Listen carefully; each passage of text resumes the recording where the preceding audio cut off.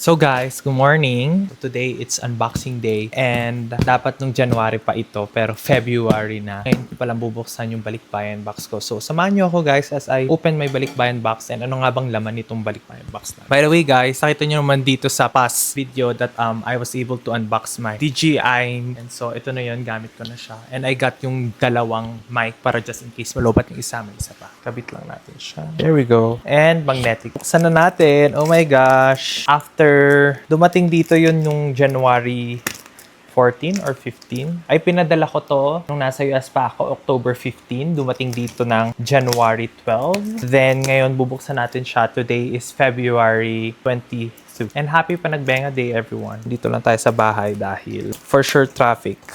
And also katatapos ko lang mag-breakfast din. So, ang hirap mag-a day in a life. Nakakapagod. The struggle is... So guys, wag magpapadala pala kayo ng balikbayan box. Ang sabi sa akin is gumamit kayo ng masking tape instead of duct tape. Kasi yung duct tape, lumulobo siya. So yung box mo, hindi na siya box pagdating dito, nagiging siyang nawawala yung form niya. So maganda pa rin talaga gumamit ng masking tape. Yay! So ano nga ba ang mga nandito? First is... Ay, dinala ko pa ang unan ko. Ewan ko bakit dinala ko pa ang unan. Yeah, unan is here. And ano to? Oh, box na lang to pero this is my AirPods Pro na box na lang. Tapos nandito pa rin yung ibang mga charger and stuff like that. And then okay, meron tayong Aveeno Daily Moisturized Cream. Meron tayong yan. Then floss, pang floss. Andito. Ito pala yung tak siya. So, ito yung ginagamit ko noon. Gamit na siya pero may natira pa. And this is Dr. Teal's Body Wash. Shea Butter and Almond Oil. So, sobrang bango ko nung nasa US ako. Ganun ako kabango. Yan ang gamit ko sa US noon. Dr. Teal's. Mabango siya.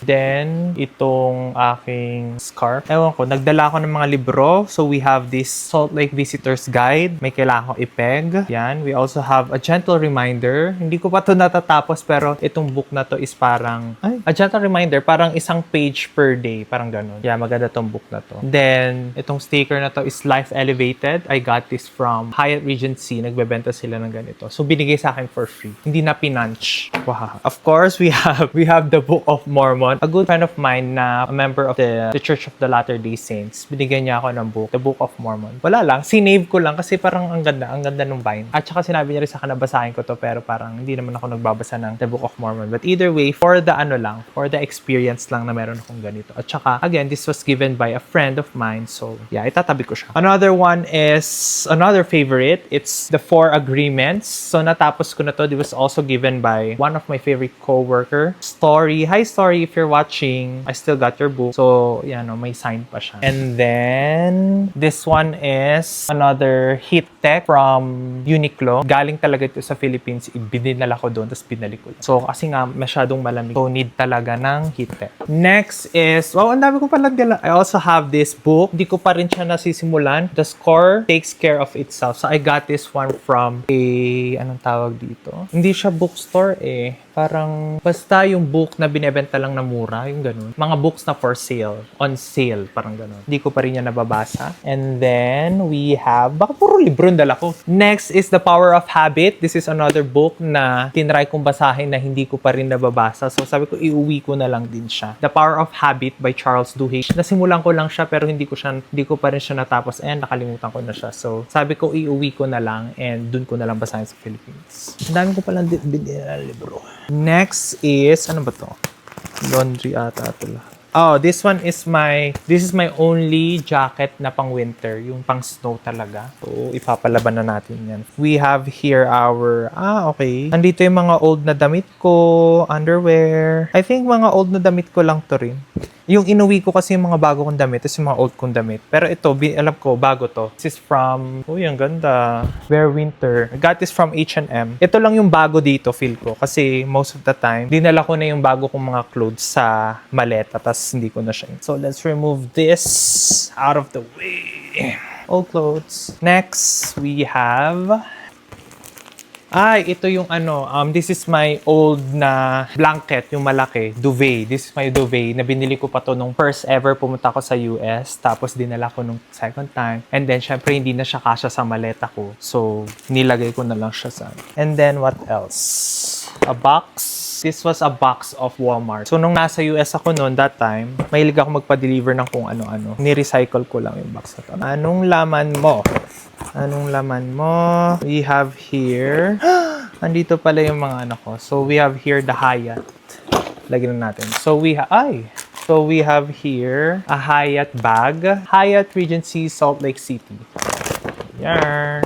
Wala lang. Naalala ko, itong bag na to, binigay to during nung employee day. Binigyan nila naman chocolates yung employee. Tapos this one, nung graduation, culminating activity. Binigyan kami ng mga parang pa-frame, ganyan, certificate. No wonder, ang bango-bango ko pala talaga nung nasa US ako. I love shea butter. So lahat ata ng mga gamit ko that time is shea butter. Plus yung Dr. Teal's, it's my favorite. Favorite ko yun na sabon. Kaya inuwi ko pa siya kahit ano. Eh, hindi ko alam kung may Dr. Teal's pa dito sa Philippines. Anyway, next we have here Be Kind body lotion na dinugkak ko from the Hyatt. Ano nga bang tawag dun sa Hyatt? Hindi siya Hyatt Regency eh. Hyatt. Basta isang resort na Hyatt sa Park City. Hyatt Park City. Siyempre, amenities yan. Tapos mga Gillette, toothpaste.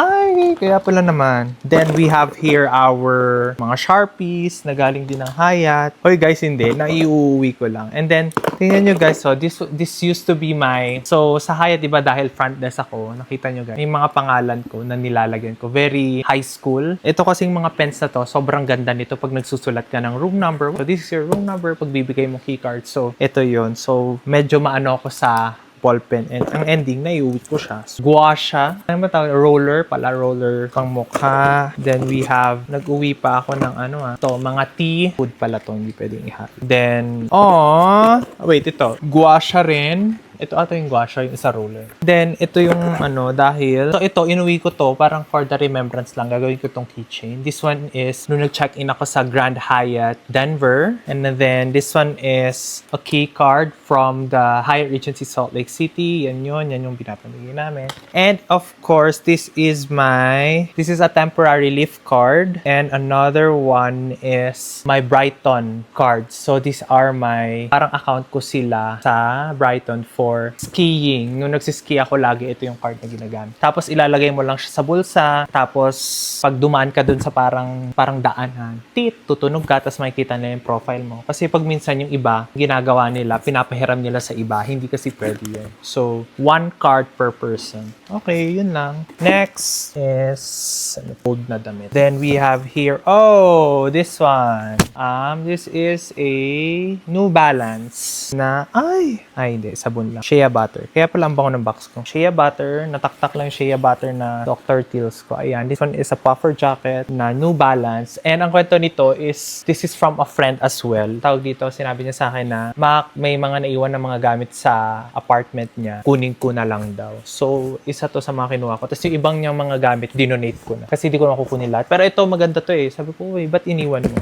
Anyway, ang bango talaga. We also have here our lotion. It's Palmer's Shea Butter Formula na nagamit na rin siya. So, imagine nyo guys, amoy shea butter ako the whole time. No wonder ang dahil naliligaw sa akin. Ay, Kimi. Joke lang. Then, ano tong mga to? We have here, okay, gloves. Nung pang winter gloves. We also have here, oh my gosh. Guys, hindi na dapat to sinasama sa vlog. Next, we have here, this one is my Manfrotto na, ano nga ba ito? Wait, kalimutan ko na. This is my Manfrotto na, stand. Finally guys, nahirapan ako maghanap ng stand. Then, kasama dito yung necktie ko, naghalo-halo ko na lang sila. Either way, yun. Neckties. Para magpapasabay ata ako ng Dr. Teal's So, kung sino man yung mga nasa US pa dyan, mukhang alam ko na kung ano ang gusto kong ipasabay sa next. Okay, moving on. We have here my... I remember those times na dumating ako sa US, wala pang yung apartment na pinagsistayan ko, wala pang electricity. Ay, hindi wala electricity, wala pang heater. So, magkaiba kasi yun. Iba yung binabayaran sa electricity, ibang binabayaran sa heater. So, bumili ako ng heavy-duty na heater kasi sobrang lamig talaga, guys. Imagine nyo, guys, matutulog kayo ng walang heater sa gabi. So, bumili ako ng ganyan. Pero after nung nakapag-apply na kami after a week, akala ko parang Pilipinas matagal pag nag-apply ka, matagal. Mabilis lang pala. So, after 4 days, may heater na kami that time. So, hindi ko na nagamit. Then, we have here another box. Ano to? Old na damit pala tong mga to. And sapatos. Old na damit and sapatos. Next is, we have here talaga?